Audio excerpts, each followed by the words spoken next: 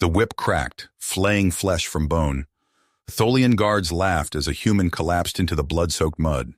After 500,000 years subjugated by the ruthless Tholian Empire, forced to pay exorbitant tribute, humanity chafed against the yoke of its alien overlords.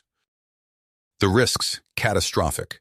The raid could spark a revolution across the stars, or bring unimaginable retribution crashing down on Hyperion. But Marcus and Zara saw a chance to seize humanity's freedom after 500,000 years in chains. This was a moment 500,000 years in the making. The road ahead meant blood and sacrifice, but the dream of liberation was within reach if they dared to fight for it. The staccato barks of plasma rifles and the sizzling hiss of laser fire filled the air as Marcus Cook led his band of rebels into the chaotic fray. They surged from the belly of their stolen Tholian cargo ship, shooting down the bug-like alien guards as they charged across the blood-slicked landing pad. "Push forward! We need to link up with Zara's team," Marcus shouted over the din of battle. Rebel fighters fanned out, finding cover behind fuel drums and cargo crates. They laid down suppressing fire, purple lances of plasma forcing the Tholians to cower behind barricades. A plasma bolt sizzled past his helmet, close enough to scorch his battle armor. Marcus pivoted, sighting the offending Tholian soldier. His rifle kicked against his shoulder, and the alien's carapace shattered like a porcelain doll. Ichor splattered the wall behind in a garish spray. "Marcus, Zara's pinned down near the armory," Corporal Jax Reeves called out, his words nearly lost amidst the cacophony. He fired his rifle from the hip, sending a trio of Tholians scuttling for cover. "On me! We need to punch through their lines." Marcus rallied his fighters, and they surged forward as one, a tide of determined humanity rising against the alien oppressors. Marcus caught a glimpse of Zara and her unit, hunkered behind the blasted remains of an armored ground car. The armory loomed behind them, tantalizingly close. A platoon of Tholian guards poured plasma fire into their position, keeping them from advancing. "Flank them! Hit them from the side!" Marcus ordered, sprinting toward Zara's position. His boots pounded on the ferrocrete, each step a declaration of defiance against centuries of oppression. He dove into cover beside Zara, feeling the heat of near misses sizzling overhead. She turned to him, her face streaked with soot, eyes wild and fierce beneath her visor. "Cutting it a bit close there, Cook," Zara shouted, her words punctuated by the crack of her rifle. A Tholian soldier stumbled and fell, its body a broken ruin.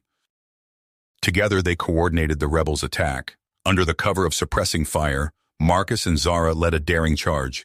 They stormed the Tholian positions, closing to point-blank range. Plasma blades flared to life, hacking through chitin and bone. The battle devolved into a vicious melee, rebel fighters grappling with their insectoid foes in a desperate struggle. Marcus lost himself in the primal rhythm of close-quarters combat. His world narrowed to the next target, the next thrust of his blade, the next breath in his lungs. But even as Marcus savored the first flush of victory, a cold dread crept up his spine. The mysterious figure from the command center lingered in his mind, an enigma that threatened to unravel everything. Marcus reached for Zara instinctively, shielding her with his own body as a searing lance of light pierced the heavens. Then the world vanished in a maelstrom of fire and shattering earth. The battle for Hyperion, for the future of all humanity, teetered on a razor's edge. The world exploded into chaos. Marcus's ears rang as he struggled to his feet, disoriented by the orbital strike. Smoke and dust choked the air, obscuring his vision. He reached out, groping blindly until his hand found Zara's arm. "You okay?" he shouted, barely hearing his own voice over the din. Zara nodded, her face a mask of grit as she hefted her rifle. Around them, rebel fighters staggered upright, rallying to continue the assault. But something was wrong. The Tholian defenders had vanished, retreating in the wake of the orbital bombardment. An eerie silence fell over the battlefield, broken only by the crackle of flames and the groans of the wounded. Marcus's comm unit crackled to life, a frantic voice cutting through the static. "All units, fall back. We're getting reports of massive Tholian reinforcements inbound. The uprising, it's failing. They knew we were coming." Cold dread settled in Marcus's gut as he processed the implications. He grabbed Zara's shoulder, pulling her close. We need to regroup, find out what's happening on other worlds. They sprinted across the war-torn refinery complex, dodging debris and helping injured comrades along the way. As they reached their makeshift command post, a grim-faced officer handed Marcus a datapad. It can't be, Zara whispered, her voice cracking. We planned this for years. How could they have known? Before Marcus could respond, alarms blared throughout the complex. A rebel scout burst into the room, panic etched on his face. Tholian warships entering orbit. They've broken through our defensive screen. Marcus's mind raced. They couldn't hold the refinery, not against a full-scale Tholian assault. But they couldn't just surrender, not after coming so far. Zara, gather every fighter we have left. We're making a push for their command ship. It's our only shot, Marcus growled. If we can take out their leadership, maybe buy some time for the other cells to regroup. Brace for impact, Marcus roared, gripping the console with white-knuckled intensity. Jakob Ryder stood before them, flanked by Tholian guards. A cruel smile played across his lips as he raised his hands in mock surrender. Ah, Marcus, I was wondering when you'd arrive. I'm afraid you're a bit late to the party. Marcus's blood ran cold as the horrifying truth dawned on him. They had been betrayed from the very beginning. Marcus's world imploded as Jacob Ryder's words sank in. The traitor's smug grin burned itself into his memory as Tholian guards swarmed the rebels, their crystalline weapons humming with lethal energy. Surrender now, Ryder commanded, and I'll ensure your deaths are quick. The next minutes blurred into a desperate firefight. Rebels fell left and right, their screams echoing through the alien corridors. Marcus fought with the fury of a cornered animal, but it wasn't enough. A stun blast caught him in the chest, and darkness claimed him. He awoke to the harsh buzz of a force field. Marcus found himself in a cramped cell aboard a Tholian transport. Zara slumped against the wall beside him. Her eyes flickered open, filled with a mix of pain and defiance. Some revolution, she muttered, wincing as she sat up. Before Marcus could respond, a commotion erupted outside their cell. Alarms blared and the ship shuddered violently. Through the force field, they glimpsed Tholian soldiers rushing past, chittering in their alien language. What's happening? Zara whispered. As they blasted free of the crippled transport, Zara's voice cut through the adrenaline haze. Where to? Marcus punched in coordinates, his face tight with certainty. I've heard whispers.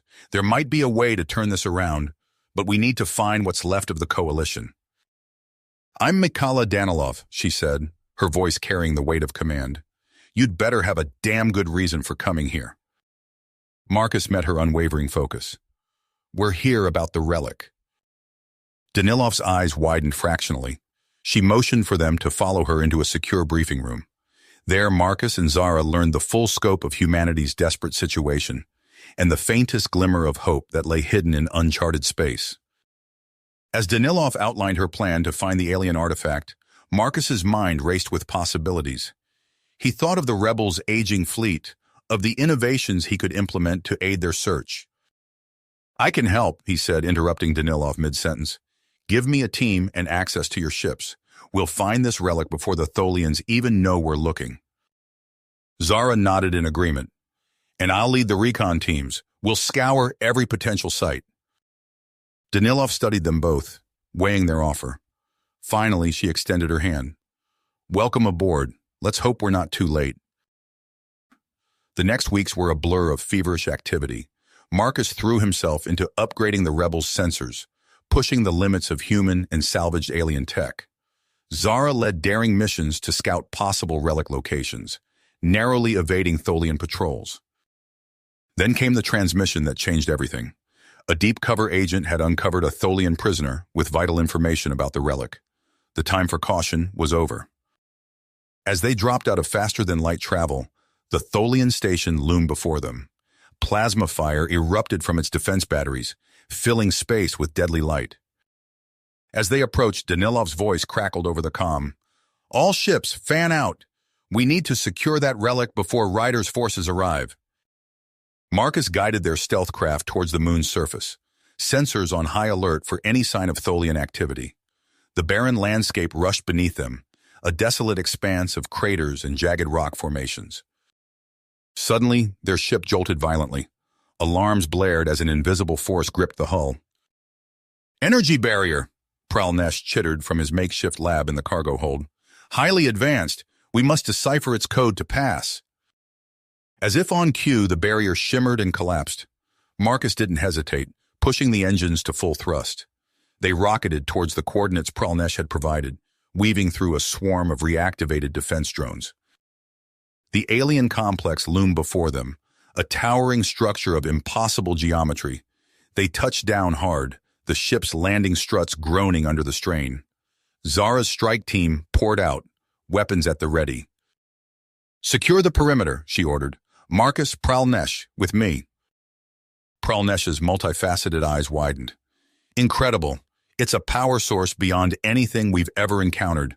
With this, we could—" The complex trembled, dust raining from the ceiling. Zara's comm crackled to life. "Perimeter breached. Riders' forces incoming." Marcus's mind raced. They couldn't lose the relic now, not when victory was finally within reach. An insane plan formed in his mind. "Zara, hold them off. I'm bringing the ship in." He sprinted back to the landing bay, firing up the engines before he'd even strapped in. With a prayer to whatever cosmic forces might be listening, Marcus piloted the craft directly into the alien structure. The ship bucked and groaned as he navigated the impossible angles. Finally, he reached the central chamber. Pralnesh was already interfacing with the relic, channeling its energy into the ship's systems. "Now!" the Tholian scientist screeched. Marcus slammed the controls forward. Reality itself seemed to tear around them as a swirling vortex of hyperspace opened. They plunged through, the relic's chamber collapsing behind them. For a moment, Marcus allowed himself a breath of relief. They'd done it. They'd escaped with the most powerful artifact in the galaxy. Marcus stared at the swirling chaos outside the viewports, his mind turning. They'd escaped one trap, only to find themselves in another far deadlier one. And now, with the relic's power coursing through their ship, the real battle was only beginning. "What's happening?" Zara shouted over the cacophony of alarms. Marcus's mind raced. They had escaped one trap only to find themselves in a far deadlier one. But with the relic's energy coursing through their ship, he realized the real battle was only beginning. "Can we use this to our advantage?" he asked, eyes darting between the chaotic readings on his displays. As the Tholian worked, their ship seemed to flicker in and out of existence. Marcus watched in awe as Ryder's forces struggled to target them, their weapons passing harmlessly through the rebel vessel's distorted form. Before Marcus could respond, the ship rocked violently. Tholian boarding parties materialized on their decks, their crystalline forms twisting and warping as they phased through bulkheads. "Repel boarders!" Marcus roared, drawing his sidearm. But as he fired, the energy bolt seemed to bend in midair, ricocheting wildly before vanishing into nothingness. Zara's voice crackled over the comm. "Marcus, we've found a way to phase our weapons into a higher dimension. It bypasses their shields, but every shot strains the relic's matrix." The next hours blurred into a nightmarish melee. Marcus fought alongside his crew, watching in horror as combatants on both sides blinked out of existence or found themselves suddenly occupying the same space as bulkheads. Each victory came at a terrible cost, pushing the local reality closer to total collapse. In a moment of clarity, Marcus realized the true nature of their predicament. "We can't control the relic," he said, meeting Pralnesh's multifaceted gaze. "It's too unstable. We need to lock its power away forever." The Tholian scientist nodded grimly. "I can overload its matrix with a specific set of calculations. It will create a gateway back to real space, but at the cost of the relic's power." Before they could implement their plan, alarms blared throughout the ship. Ryder's forces had launched a surprise attack on Pralnesh's vessel. Marcus watched in horror as the defector's ship was torn apart, its crew scattered to the interdimensional void. "No!" he cried. But then his console lit up with an incoming transmission. Pralnesh had managed to send one final data burst before her demise. As Marcus activated the final sequence, The universe itself seemed to scream. Titanic forces tore through the hyperspace limbo, opening a yawning maw back to real space. The relic's power bled away, maintaining the hellish portal's integrity as both fleets were violently ejected. "Marcus," she said, holding up a datapad salvaged from the crash. "Pralnesh's final transmission. It's more than just calculations. It's schematics for hybrid human-Tholian tech. We can turn their own power against them." Marcus wiped sweat from his brow as he leaned over the holographic display, studying the intricate schematics Pralnesh had transmitted in her final moments. The alien designs pulsed with an otherworldly energy, hinting at technologies far beyond human understanding. The grizzled scientist stroked his beard, eyes gleaming. "Fascinating. If I'm interpreting this correctly, it's a method of manipulating localized space-time. We could potentially create microsingularities on demand." Zara's eyes widened. "Weaponized black holes? That's terrifying." Marcus nodded grimly. "But necessary. We need every advantage against the Krenum." Over the following weeks, the rebel base became a hive of feverish activity. Marcus oversaw teams of engineers and scientists working around the clock to integrate the alien tech into human designs. The air crackled with ozone as experimental prototypes sparked and fizzled. "How's it coming?" Marcus asked, approaching from behind. She activated the fighter's defense systems. The air around it shimmered, and suddenly the craft seemed to blur at the edges, as if viewed through rippling water. "Only one way to find out," Zara replied, her eyes glinting with anticipation. Their opportunity came sooner than expected. A Krenum patrol ventured too close to their hidden base, and a rebel strike team was scrambled to intercept. News of their victory spread quickly. More Krenum outposts fell in rapid succession, and whispers of an unstoppable human superweapon began to circulate. Defectors like Marshal Grex brought invaluable intelligence, swelling the ranks of the rebellion. But their success didn't go unnoticed. Jakob Ryder, his face twisted with rage, addressed his remaining loyalists from the bridge of his command ship. "These vermin have stolen our secrets, perverted our technology," he snarled. "We will crush them utterly, despite the toll. Prepare the fleet for our final assault." The rebel sensors lit up as a massive Krenum armada entered the Chimera Nebula.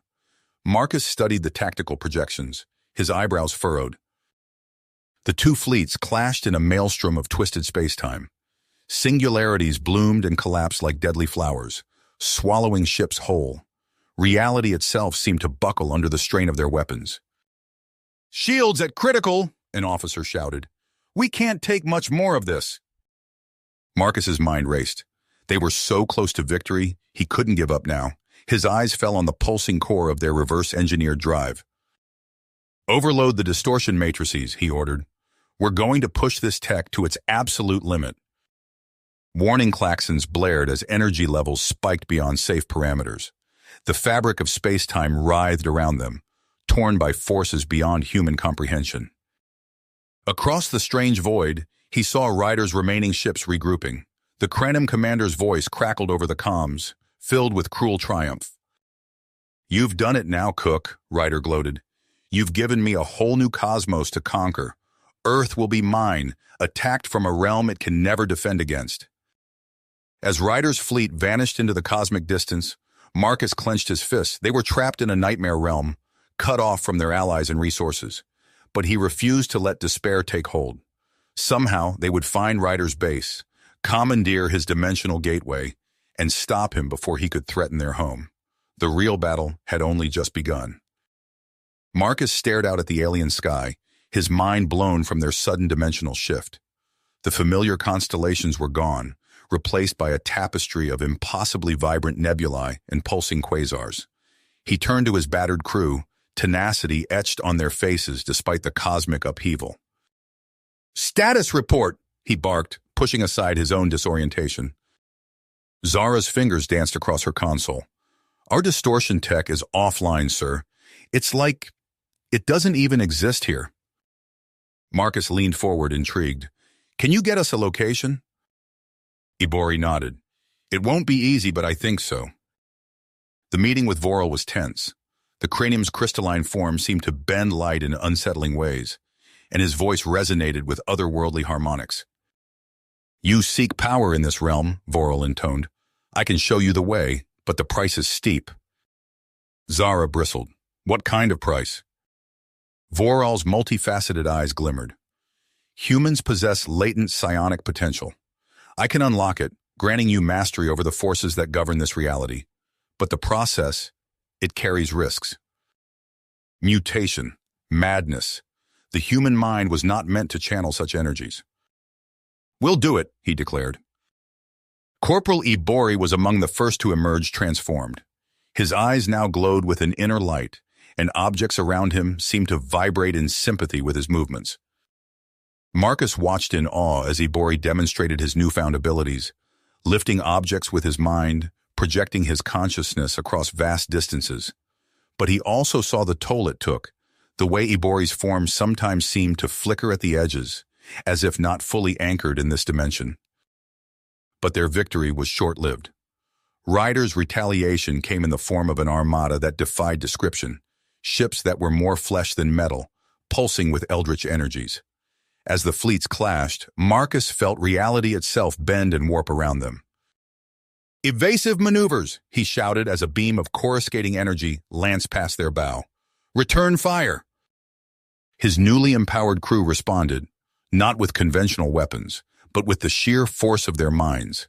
Space twisted, singularities bloomed and collapsed, tearing Crenum vessels apart. In the midst of the chaos, a familiar face appeared on the main view screen. Vorel's eyes blazed with malevolent glee. "Fools," the Crenum scientist sneered. "You've played right into our hands." Before Marcus could react, a wave of psychic force slammed into the bridge. He staggered, vision blurring as Vorel's mental assault threatened to overwhelm him. Around him, his officers collapsed, clutching their heads in agony. Then, with a final burst of will, Zara broke through. Vorel's scream cut off abruptly as his physical form crumpled, mind shattered by the backlash. But the betrayal had come at a terrible cost. In the confusion, Ryder had seized control of the dimensional gateway. Alarms blared as energy readings spiked off the charts. "He's activating it," Zara shouted, her voice hoarse. "He's going to breach Earth's dimension." "Overload all psionic systems," he commanded. "We're going to destabilize that rift if it's the last thing we do."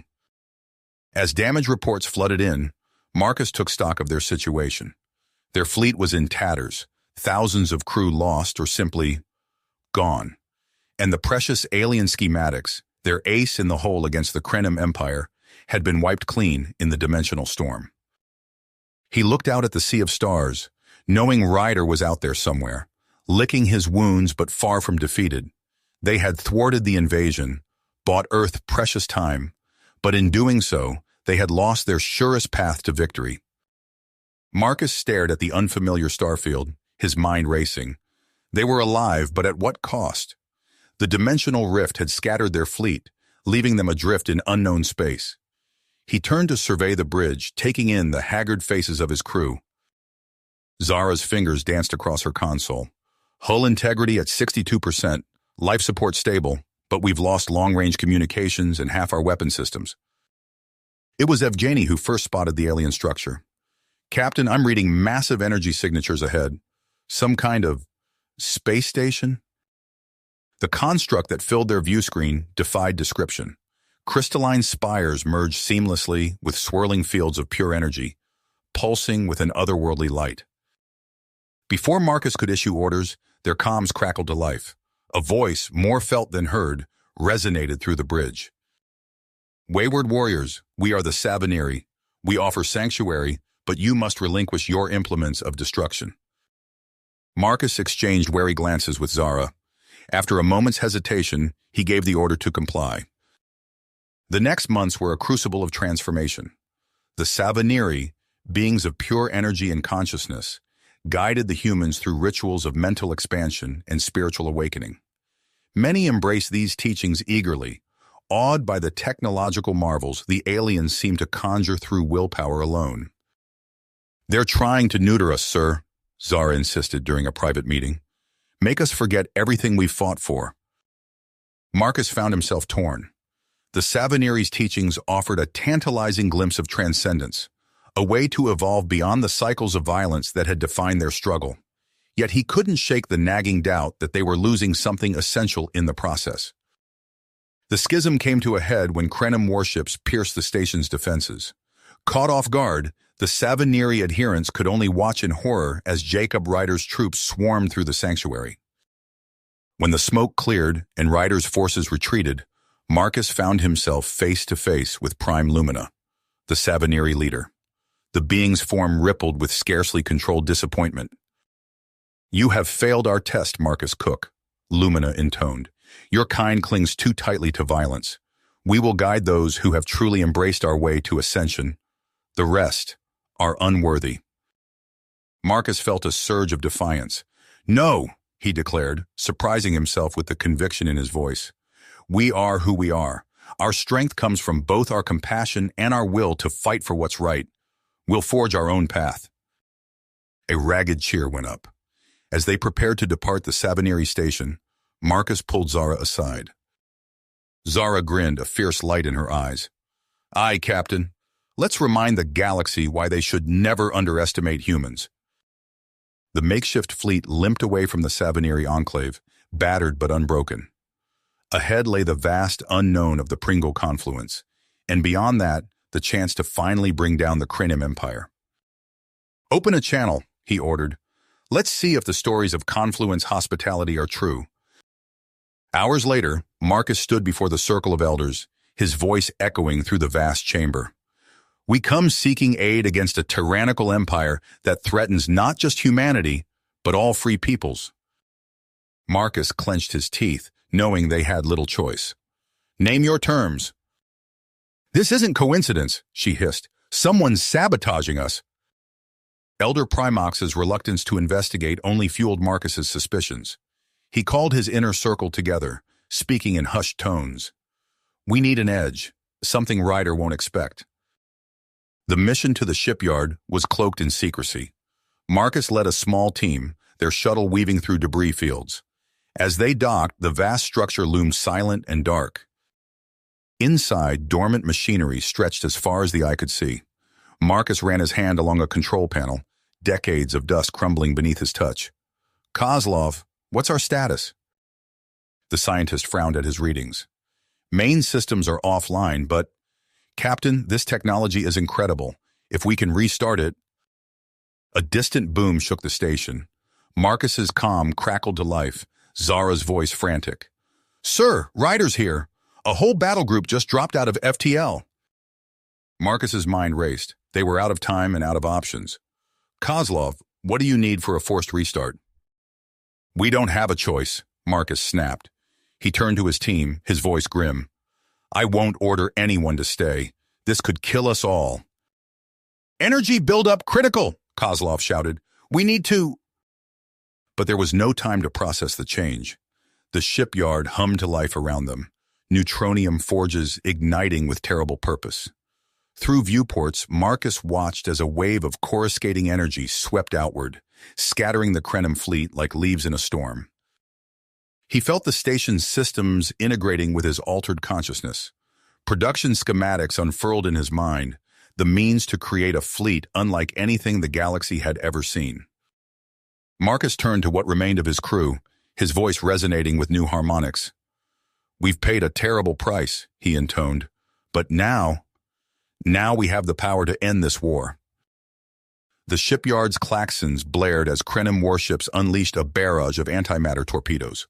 Marcus, his consciousness now intertwined with the station's systems, felt each impact as if they were striking his own flesh.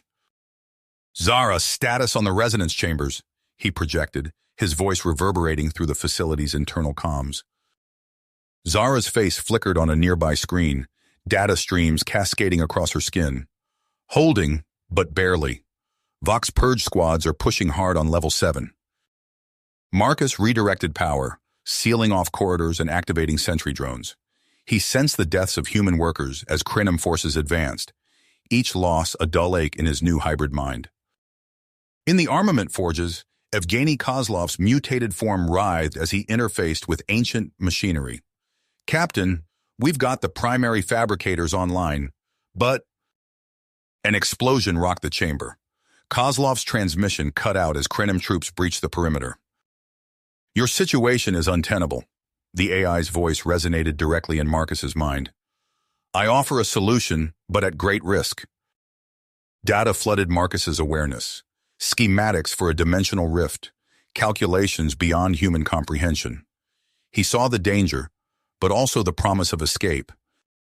Do it, Marcus commanded, his voice echoing through the station's corridors. All personnel, fall back to the central hub. Prepare for emergency transit. Zara's distortion fields flickered as she held the line, buying precious seconds for scattered rebels to retreat. Her lower body, fused with computer banks, pulsed with energy as she calculated precise coordinates for the rift. General Vox's face appeared on the main view screen, sneering. Surrender, Cook. There's nowhere left to run. The AI's presence surged through the systems. The rift exploded outward, a maelstrom of cosmic energy that consumed everything in its path. Marcus felt the fabric of space-time twist and buckle around him. For an eternal instant, there was nothing but chaos. Then abruptly, silence. He reached out, sensing the surviving crew. Their mutated forms had changed, become something more. Marcus could feel echoes of their consciousnesses rippling across the very fabric of this new reality. Amalas's voice whispered in the void between thoughts. Welcome to the primordial realm, Captain Cook. Here, the laws of reality are malleable. We've escaped, Ryder, but our battle is not nearly finished. This place holds secrets that could change everything. Let's get to work. The AI's response came not in words, but in a flood of data. Marcus absorbed complex equations and multidimensional schematics. He understood now they needed to anchor themselves to carve out a pocket of order in this chaos. Zara's voice cut through the ether. Sir, we've got incoming. Her lower body, still fused with computer banks, pulsed as she projected a tactical overlay.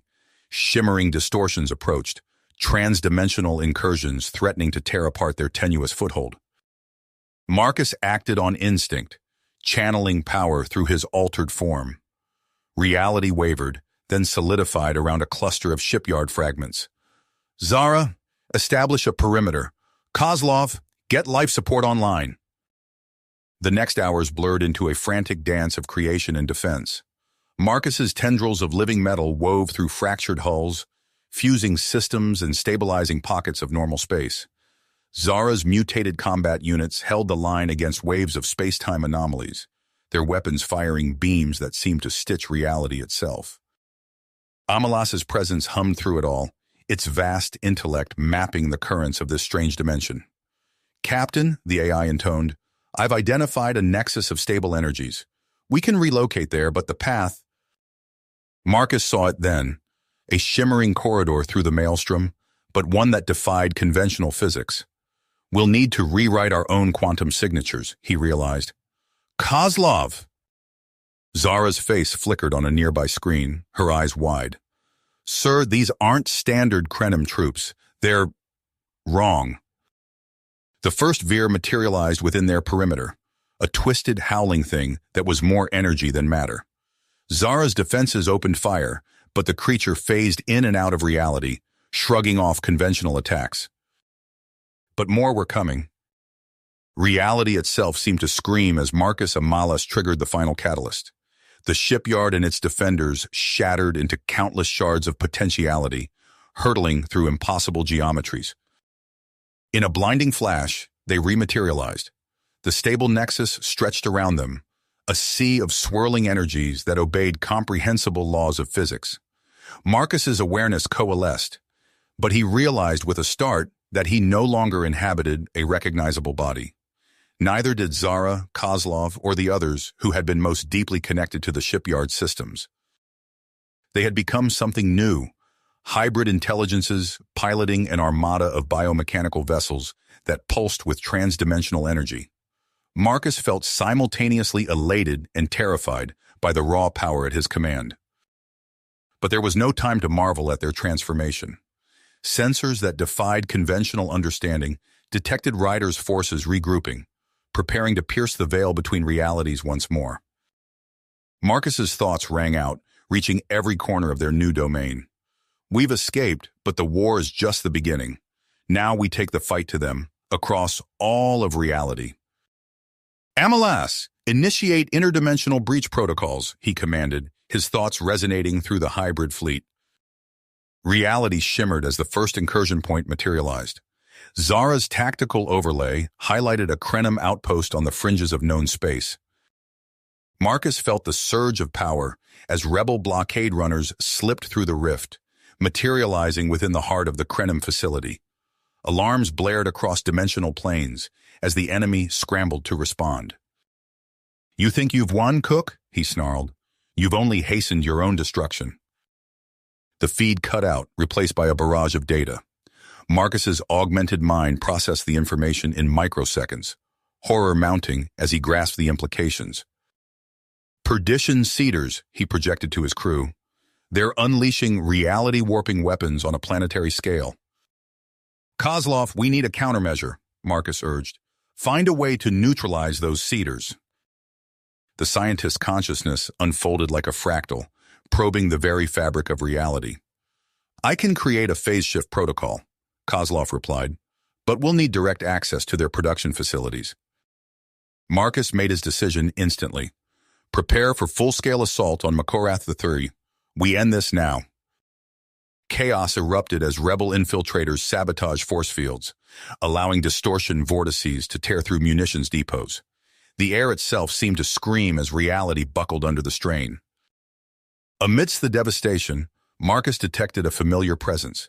Supreme War Master Hraktha's flagship loomed before them, its weapons primed. "You've made a grave mistake. Abomination!" Hraktha's voice boomed across multiple frequencies. "The perdition protocols have already been activated. Your worlds burn, even as we speak."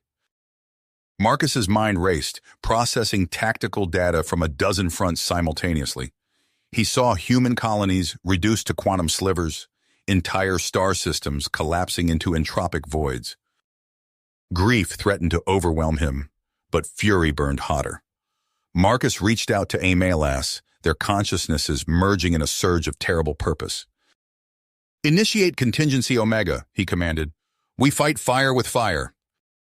The battle raged across dimensions, conventional weapons giving way to weaponized entropy and localized reality failures.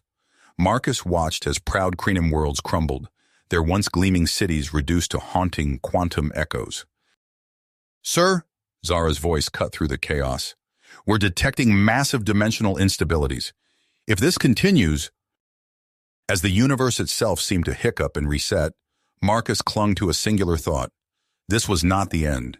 It was merely the prelude to a new, unimaginable chapter in their war. Reality fractured. Marcus's consciousness splintered across infinite possibilities, each shard a potential future. For an eternity compressed into a heartbeat, he existed everywhere and nowhere. "Status report," he projected, his thoughts resonating through the reconstituted fleet. Amalas's voice echoed back, fragmented and distorted. "Cosmic reset detected, reality matrix reconfigured, analyzing new parameters." Marcus absorbed the flood of data. Gone were the familiar star patterns, the known galactic structures. Even the laws of physics felt different. A chill ran through his being as he realized the true scope of what had occurred. "The Krenim," he began, but Zara's voice cut him off. "Unknown vessels," Arkad reported, his tactical overlay highlighting potential weak points. "Designation, Thrax Imperium." The comm channels exploded with unfamiliar languages, translator algorithms struggling to keep pace. Marcus felt a moment of vertigo as he grasped the situation. They hadn't just traveled through space, they'd been thrust into an entirely new reality. "Evgeny," Marcus called out, "we need to stabilize our systems. This new quantum framework..." Kozlov's response came as a burst of frantic equations. "Working on it, Captain, but our higher dimensional drives are inert. We risk entropic breach if..." Marcus's mind raced. They were in hostile, unknown territory with malfunctioning systems.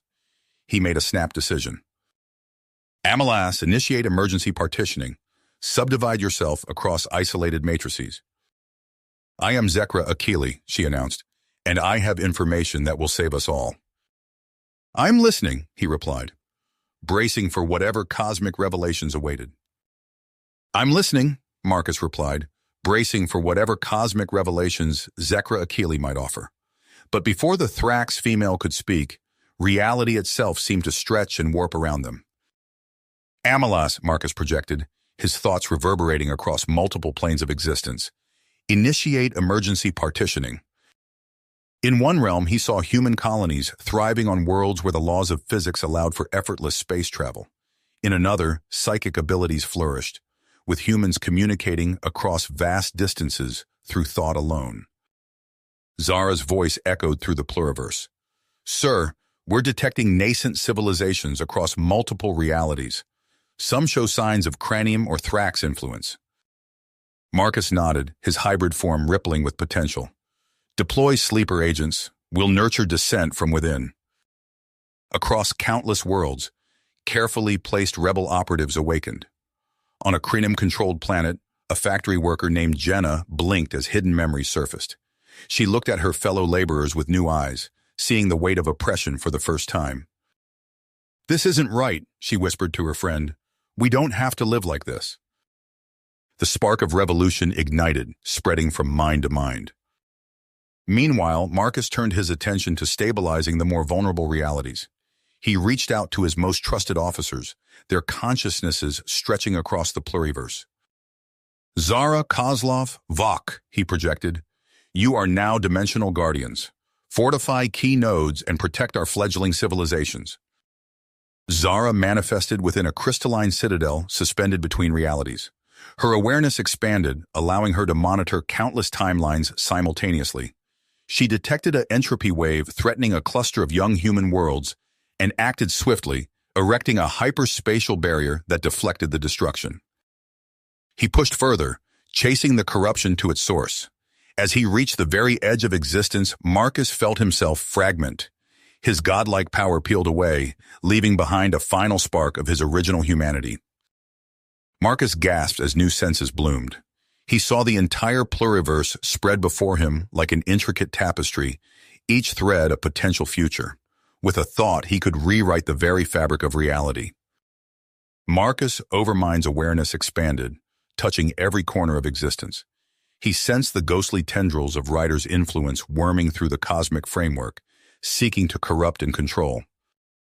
With newfound dedication, the Overmind began to hunt. It would trace every echo, every lingering fragment of its old enemy across the infinite expanse of the pluriverse. The ultimate confrontation loomed, a battle not just for one universe, but for the very nature of reality itself. Ryder, the Overmind projected, its thoughts resonating through dimensional barriers. Even in defeat, you seek to corrupt all we've built. Zara materialized within a realm where suns pulsed with artificial gravity, their energies harnessed into cosmic dynamos.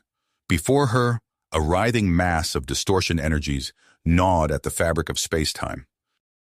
Guardian team, converge, she commanded, her voice echoing across higher dimensions. We reconfigure on my mark.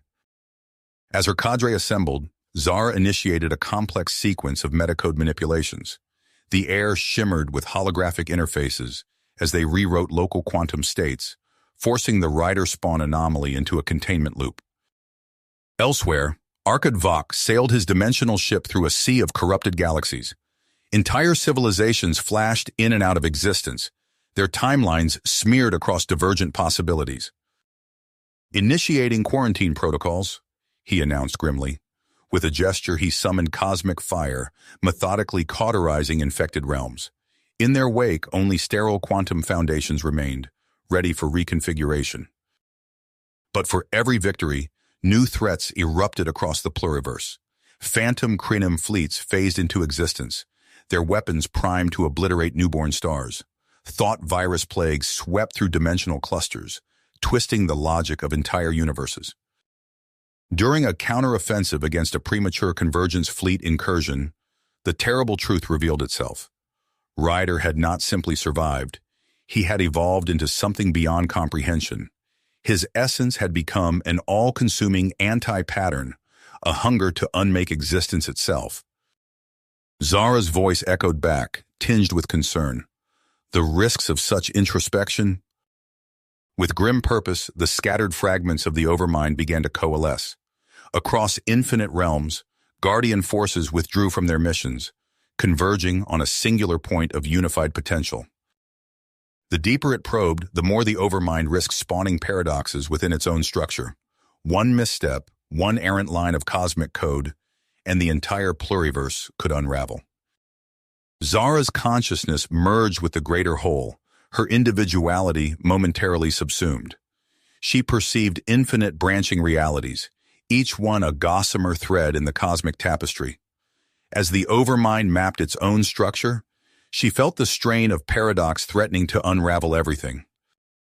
In the accelerated potentia space, Kozlov grappled with torus-shaped rider-spawn parasites. They writhed and multiplied, feeding on logical contradictions. He channeled his essence into a firewall, burning away as he held the info hazard cascade at bay. Vok's submind navigated treacherous probability waves, each iteration spawning trillions of potential futures.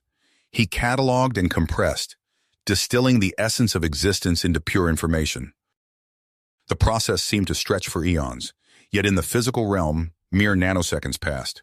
Reality itself held its breath as the Overmind rewrote the fundamental equations of the cosmos. As the inoculated pluriverse stabilized, the Overmind initiated a phase transition. It reconfigured into a vast sentience matrix, ready to shepherd a new cosmic order.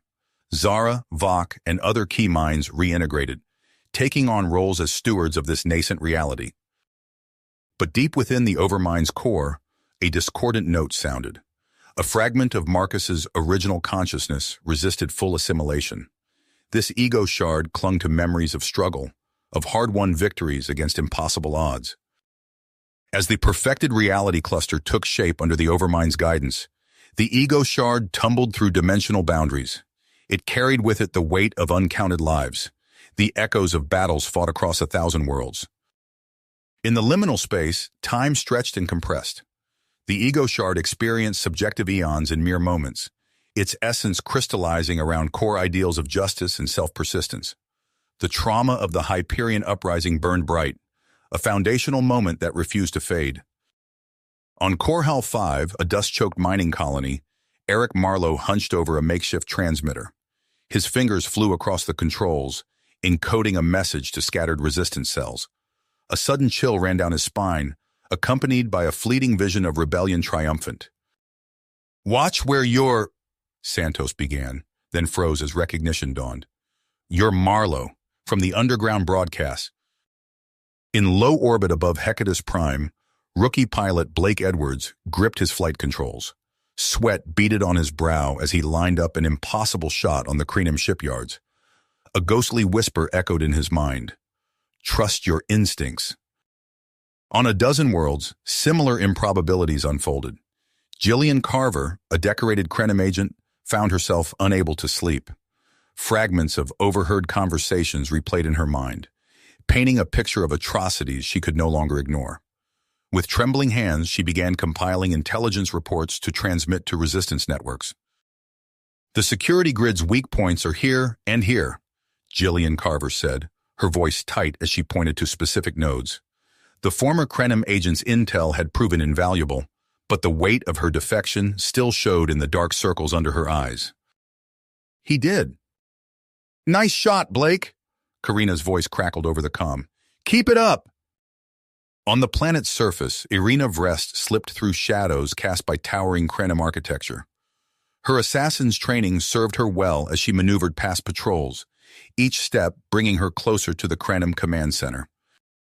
Inside, she found her target, Commander Thrazakal, hunched over a tactical display. Irina's blade flashed, and the Krenum fell without a sound. As loyalist reinforcements poured into the system, the rebels worked feverishly to refit civilian vessels with salvaged Krenum weapons. The shipyards buzzed with activity, sparks flying as welders joined mismatched components. "No more will we suffer under Krenum oppression," he roared. "Today we join our brothers and sisters in the fight for freedom." The response was deafening, a thunderous cry of approval that shook the very foundations of Krenim control. But as the rebels gained ground, Supreme Commander Zergovok's tactics grew increasingly brutal. On Hekatus 6, the sky turned sickly green as bioweapons rained down on the populace. Screams filled the air as flesh melted and bones turned to dust. The massacre galvanized even the most hesitant into action.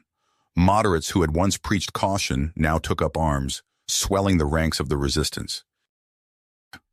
The conflict reached its boiling point above Charnov 3. A patchwork rebel fleet faced off against the sleek might of Krenim battlecruisers. Energy weapons lanced across the void, tearing through hulls and vaporizing crews. Blake Edwards weaved his fighter through the melee, each impossible maneuver guided by that spectral presence. He watched as a converted freighter rammed a Krenim destroyer, both ships vanishing in a cataclysmic explosion. For a moment it seemed the rebels might prevail through sheer audacity, but then Dreth's flagship emerged from hyperspace, its weapons blazing. The tide turned, and the battered rebel ships scattered. As they fled, instruments began to shriek warnings. A spatial anomaly had appeared on the edge of the system, reality itself twisting into impossible geometries.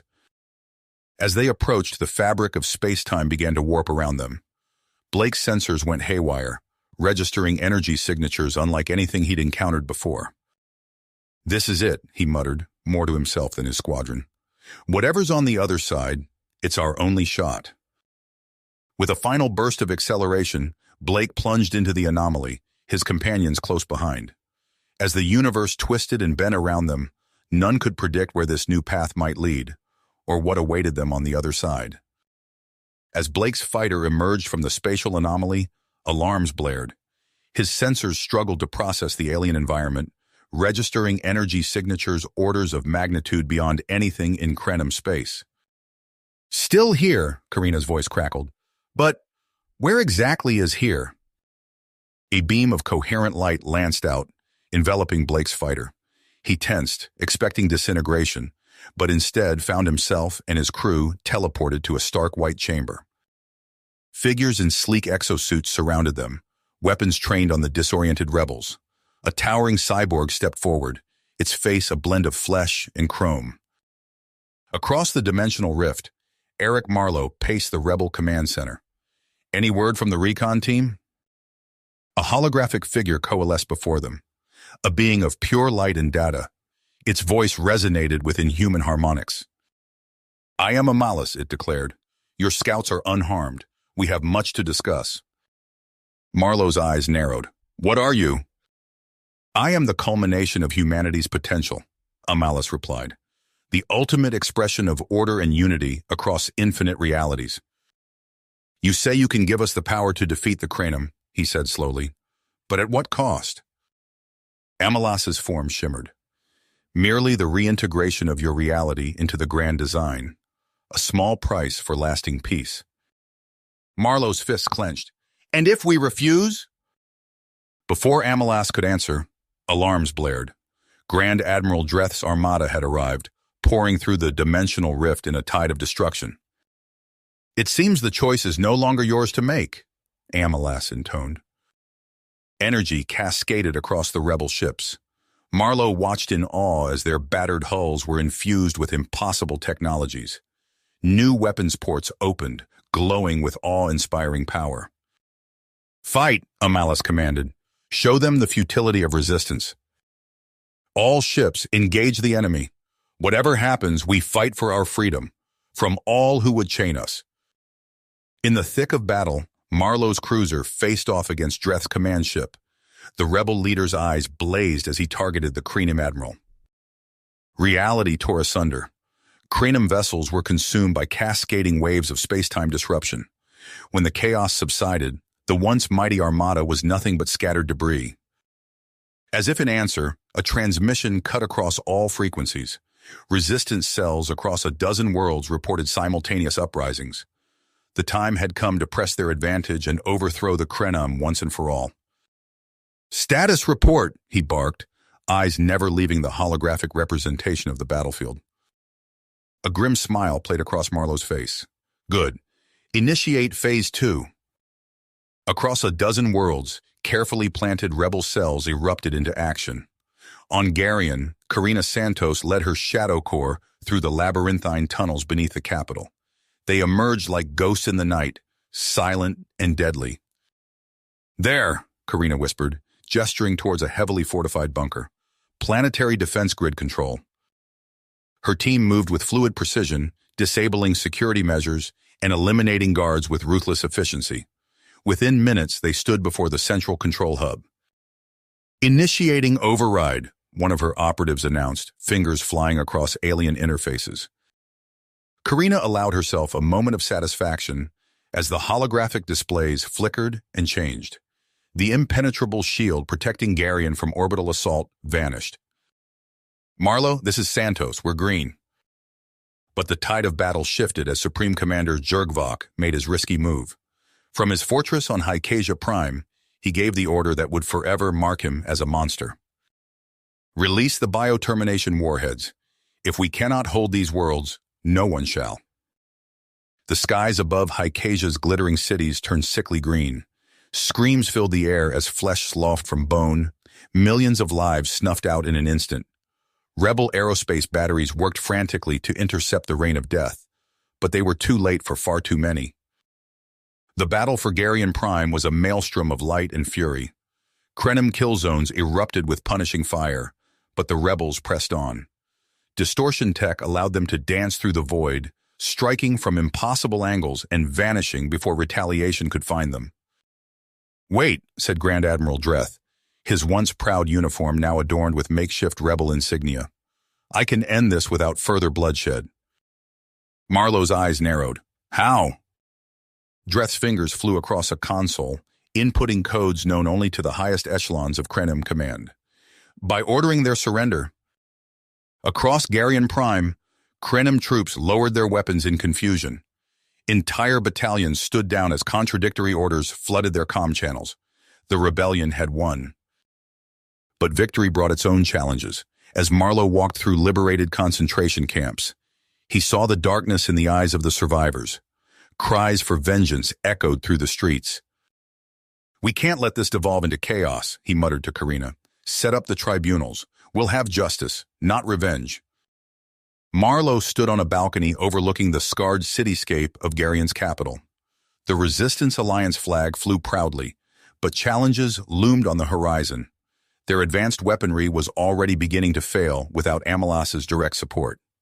Factions within the Alliance clamored for different paths forward. Marlowe's comm unit chirped, interrupting his troubled musings. "Sir, we have a situation," Jillian's voice crackled. "Multiple reports of unrest across liberated territories." Minutes later, Marlowe strode into the command center, a hive of frantic activity. Holograms flickered, displaying hot spots of violence erupting across a dozen worlds. "Santos's Shadow Corps have gone rogue," Jillian reported, gesturing to footage of black-clad operatives dragging Krenim civilians from their homes. "They're conducting unauthorized purges in direct violation of your orders." Marlowe's face hardened. On another display, he watched Grand Admiral Dreth, resplendent in his makeshift rebel uniform, addressing a mixed crowd of humans and Krenim. "We must break the cycle of violence," Dreth implored. "Amnesty and reintegration are the only paths to lasting peace." Across liberated space, military tribunals sprang into action. Krenim war criminals were swiftly processed, while rank-and-file troops received conditional pardons. It was a delicate balancing act, one that left both hardliners and moderates dissatisfied. "Amazing," he breathed. "If we can reverse engineer their quantum singularity drives—" A klaxon blared. Kozlov's head snapped up as red warning lights bathed the lab. "No," he whispered. "Not now." The air shimmered, reality itself seeming to warp and twist. A Krenim infiltrator materialized, weapon already raised. Kozlov dove for cover as energy bolts sizzled past. On New Terra, Marlowe staggered as the ground beneath his feet rippled like water. The sky tore open, revealing glimpses of impossible geometries and alien vistas. "Amelas," he croaked into his comm, "we need your help. Full knowledge transfer, whatever the cost." In the chaos of the singularity outbreak, Kozlov clutched a data core to his chest. His eyes wild, he punched coordinates into a jury-rigged navigator. "Sir," he transmitted to Marlowe. "I've found it. A stable realm outside the manifold. We can regroup there, find a way to stop this madness." Marlowe nodded grimly, watching as reality continued to unravel around him. "Then that's where we're going. All ships, prepare for emergency jump. May whatever gods are out there have mercy on our souls." Through the haze of agony, he heard Kozlov's voice. "Coordinates locked. Initiating jump." "Status report," Marlowe barked, fighting down waves of nausea. "Sir," Jillian's voice came through, strained but steady. We've made it, but something's wrong." "Attention, Alliance refugees," the being intoned. "You have entered the sovereign territory of the Primal Accord. Your vessels are now under quarantine. Stand down and prepare to be boarded." Marlowe's fists clenched. They had escaped one hell only to find themselves trapped in another. He opened his mouth to respond, but a familiar presence flooded his mind. "Allow me," Amalis's voice resonated within his skull. "I shall negotiate on your behalf." As the overmind constructs engaged in incomprehensible communication with the Primal Accord, chaos erupted across the fleet. On the frigate Defiant, Karina Santos screamed as invasive neural modifications rewired her brain. Her Shadow Corps soldiers, driven mad by the process, turned their weapons on the ship's crew. "Marlowe," he transmitted, his voice tight with fear, "we may have just doomed all of reality." In the heart of the fleet, Eric Marlowe stood at the center of a storm. Reports flooded in of mutinies, temporal anomalies, and terrifying revelations. The uneasy truce brokered by Amalas felt like a powder keg, waiting to explode. He keyed his comm, his voice carrying the weight of impossible decisions yet to be made. "All senior staff and faction representatives. Emergency summit in 1 hour. The future of humanity, of all realities, hangs in the balance." The emergency summit erupted into chaos before it could even begin. Irina Vrest, her face contorted with rage, slammed her fist on the conference table. "Subjugation," she spat. "That's what your Omega realm really means, Marlowe. Bending the knee to Amalas and whatever cosmic horrors await us out there." Marlowe tried to interject, but Vrest's supporters were already on their feet, weapons drawn. The room exploded into a frenzy of shouting and blaster fire. "Loyalists to me," Marlowe bellowed, diving for cover as energy bolts sizzled overhead. He tapped his comm. "All units, we have a code black. Vrest's forces are attempting a coup." Across the Accord refuge world, the carefully maintained order shattered. In the gleaming arcology districts, pitched battles erupted between Vrest's revolutionaries, Marlowe's loyalists, and bewildered Accord peacekeepers. Jillian's voice crackled over Marlowe's comm. "Sir, we've lost control of sectors 7 through 12. Vrest's people are—" Static cut her off. "Almost there," he muttered. A deafening explosion rocked the facility. Kozlov stumbled, clutching the drive to his chest. "Fail-safes initiated. Purging local drives. Now!" He sprinted for the emergency exit, dodging falling debris. The theoretical framework for entropy shielding was safe, but at what cost? Across Alliance territory, the civil war spread like wildfire. Karina Santos found herself caught in the middle, her Shadow Corps fracturing along ideological lines. "You're either with us or against us," roared Commander Vex, one of her top lieutenants. Half the squad raised their weapons in support. Santos's eyes narrowed. "I'm with humanity, you short-sighted fool." She moved with lightning speed, her neural enhancements giving her an edge. In seconds, Vex and his supporters lay incapacitated. "Anyone else want to play Dimensional Puritan today?" she challenged. The remaining operatives fell in line, but Santos knew the schism was far from finished. A coded transmission cut through the chaos. Marlowe's eyes widened as he decrypted the message. It was a set of multiversal coordinates originating from the Marcus Ego Shard. "Sir," Kozlov's voice came through, breathless and urgent. "I have it, the theoretical framework for entropy shielding, but we need to move now." The void beyond universal frontiers yawned before them, terrifying and infinite. Marlowe took a deep breath, steeling himself for what lay ahead. All units, prepare for transdimensional jump, he ordered. May whatever's out there have mercy on our souls. With a gut-wrenching lurch, they plunged into the unknown, leaving behind a fractured alliance and a universe on the brink of collapse. The transdimensional jump tore through the fabric of reality itself. Marlowe's stomach lurched as impossible colors and geometries assaulted his senses. Then, with a violent shudder, they emerged. "Status report!" he barked, fighting down waves of nausea. Kozlov's voice crackled over the comm. "Initiating entropy shielding protocols now, sir. We need to anchor ourselves before—" His words were cut off by screams of agony. Marlowe watched in horror as Karina Santos and her Shadow Corps team convulsed, their bodies seeming to flicker in and out of existence. "What's happening to them?" he demanded. Zara's cybernetic form materialized on the bridge, her eyes glowing with eerie light. "Their neural enhancements are integrating with the Vector's metaphysical substrate," she explained. "I'm stabilizing their patterns, but Amalas will need to place them in stasis." Marlowe nodded grimly. "Do it. We can't lose them now." As Zara worked, reality itself began to coalesce around them. The void shimmered and solidified, forming the skeletal structure of a massive habitat. Terraforming modules sprang to life, spinning intricate webs of matter and energy. "My God," Kozlov breathed, his face bathed in the light of newly forming stars. "It's working. We're actually seeding a new reality." But even as this new cosmic order took shape, old wounds festered. Irina Vrest's voice rang out across newborn planets, preaching isolation and purity. "We must not repeat the mistakes of the past," she thundered to crowds of newly awakened colonists. "Humanity alone should inherit this realm." Marlowe gritted his teeth, preparing to confront her faction. But before he could act, alarms blared across every settled world and habitat. Marlowe's blood ran cold. Everything they had built hung in the balance. He keyed his comm, broadcasting on all frequencies. As panic spread, Marlowe saw an opportunity. He turned to Admiral Dreth, the Crinum's eyes gleaming with newfound purpose. "Admiral," Marlowe said, "it's time to show everyone what true unity looks like." Dreth nodded, a fierce grin spreading across his alien features. "Indeed, Mr. President. Let us forge a new destiny together."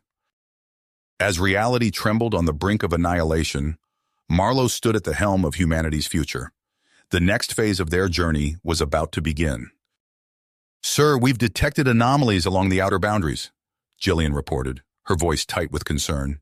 "The collapsing manifold is encroaching faster than anticipated." Marlowe's lips pursed. "Initiate Protocol Bastion. We need every available resource focused on fortifying our defenses." Across the vast expanse of their new realm, alarms sounded. Post-human colonies mobilized, their evolved forms shimmering with latent energy as they prepared for the coming storm. In a cavernous chamber deep within a neutronium-reinforced citadel, Admiral Dreth oversaw the final preparations for Project Graviforge. Massive spatial stress lances hummed to life, their crystalline matrices pulsing with otherworldly light. "Calibration complete," a Cranium technician announced. "Initiating stability anchor reinforcement." Dreth nodded, his alien features set in iron will. "Let us hope it's enough." Meanwhile, in a laboratory that defied conventional physics, Evgeny Kozlov's consciousness expanded beyond mortal limits.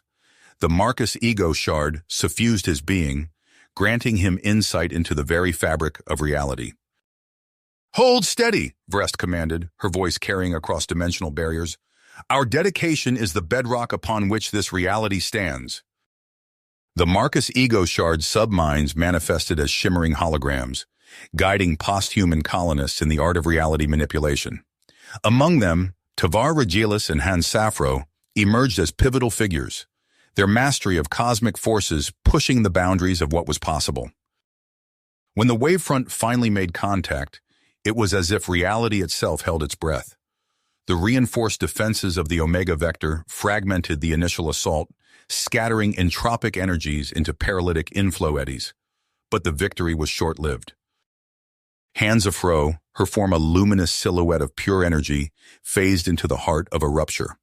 I can seal it, she cried, channeling vast amounts of power into the quasi-particle injection manifold. The backlash was catastrophic. Han Zafro's consciousness shattered, fragments of her essence scattering across reality shear planes. Tavar Regilis, linked to her on levels beyond mortal comprehension, reached out with his mind. But even as they celebrated this small victory, a new threat emerged. Dreth's voice crackled over the comm, tinged with revulsion. Mr. President, we have aggression entities manifesting near the borders. They're unlike anything we've encountered. Deploy the entropy resonators, Marlowe ordered, his voice heavy with the weight of impossible choices.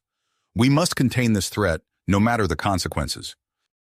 We must deploy the harmonic integrity overrides, insisted a hardliner faction. It's our only chance to excise this infection at the source. Before Marlowe could interject, a malice manifested, its presence filling the chamber with an oppressive sense of urgency. I have recovered data of grave concern, the AI intoned. Corrupted code fragments from my progenitor's substrate, the last quantum-scarred impressions of Jacob Ryder. But even as they worked to contain this new danger, Amalis's final words hung in the air like a funeral dirge. We may have already lost. More insidious recursions could be propagating even now, masquerading as the very constants that define our reality. Elaborate, Marlowe commanded, his voice cutting through the rising murmur of panic among the assembled leaders. Amalas's voice resonated with an unsettling harmonic undertone.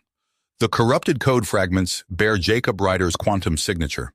They represent the last vestiges of his consciousness, twisted by exposure to the manifold's entropic decay.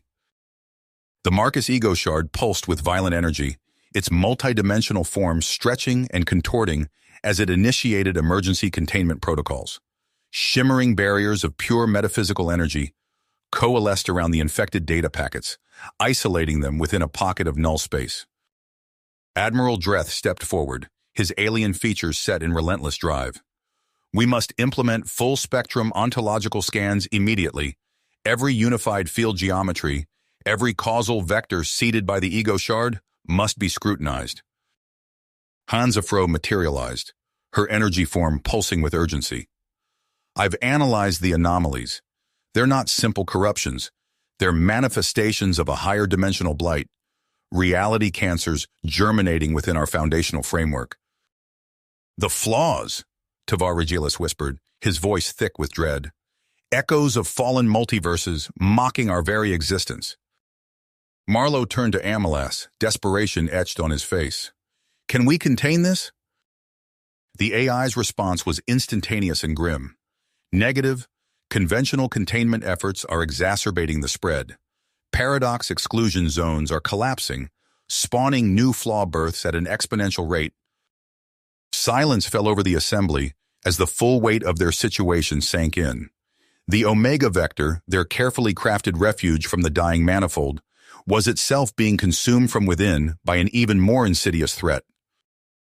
Tavar Regilis stepped forward, his eyes blazing with fierce intensity. There is one option left to us, an eschatonic reset. Gasps and murmurs rippled through the gathered leaders. Marlowe's brow furrowed. Explain. Initiate the reset protocol, he commanded, his voice carrying the finality of a death knell. May whatever we become remember why we made this choice. Tavar Regilis' voice echoed across dimensions. Commence metaphysical transmutation. All matter and energy must ascend to higher resonance states. Admiral Dreth stood at the helm of the Crenum Graviforge, his alien features set in iron will. Initiating hyperspatial compression fields, he announced. Prepare for nano-manifold potential distillation. Sir, a technician called out, chaos attractors detected in sectors 17 through 23. We're losing data at an exponential rate. Dreth's mandibles clicked in frustration. Reroute power to the stabilization arrays. We cannot afford to lose any more information to the manifold stress echoes. As matter throughout the Omega Vector transmuted into resonant states, Han Zafro prepared for the next critical phase. Her energy form pulsed with anticipation as she interfaced directly with the Marcus ego shard. Initiating ontological substrate reset, she announced, her voice reverberating across multiple planes of existence, channeling primordial psycho-reactive manifold. Now! Irina Vrest, her essence twisted by extremist ideology, seized upon this weakness. She manifested as a competing recurrence of Marlowe, her form radiating with genocidal intent. Humanity alone shall inherit this new cosmos.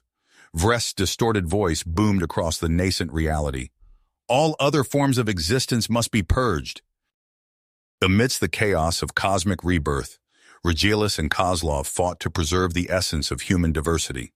They wove Marlowe's fragmentary will shards into a stable concurrence manifold, a realm where free inquiry and the full spectrum of human potential could flourish. Yet even as these new realities took shape, Vrest's corrupted resonance continued to spread.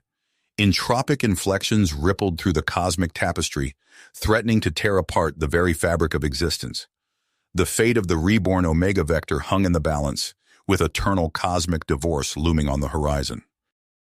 Marlowe's fragmented consciousness coalesced, drawn together by an urgent purpose. He sensed the catastrophic divergence unfolding across multiple planes of existence. Irina Vrest's corrupted resonance had birthed a nightmarish reality, a twisted reflection of everything he had fought to prevent. In one branch of the newborn cosmos, Vrest's human supremacist ideology reigned supreme. Holographic displays flickered to life, revealing scenes of unimaginable devastation. The Suvaran colony, once a beacon of post-human integration, lay in ruins. Bodies of Kozlov's enhanced humans littered the streets, their forms warped by entropic decay. The AI's intervention created a momentary respite, but Marlowe knew it was only delaying the inevitable. The corrupted branch was doomed, its metaphysical decay accelerating with each passing moment. In response, Amalas seeded Marlowe's resonance into a second, more stable manifold. Here, humanity could evolve without the poison of supremacist dogma. Regilus and Kozlov materialized beside him, their forms shimmering with potential. "We must guide the bootstrapping procedures," Kozlov said, his eyes gleaming with fierce intensity. "Help you reconstitute as a pluralistic human archetype." The effects rippled outward. On a verdant world, Varesh Mali, a Krinim scientist, oversaw the genetic refinement of her species. Telepathic networks hummed with individual thoughts, a harmonious blend of unity and autonomy. Across the manifold, post-human colonies flourished.